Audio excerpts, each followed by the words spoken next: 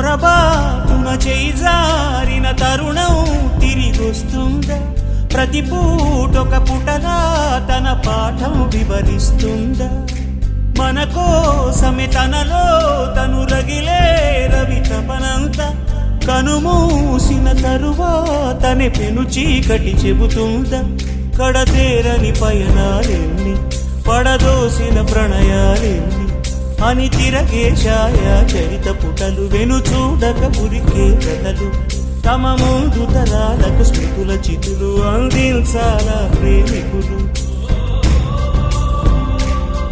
ఇది కాదే విధిరాత, అనుకోదేం ఎదురీత. 10 నెలలు తనలో నిన్ను మోసిన అమ్మైనా అప్పుడో ఇప్పుడో కననే కన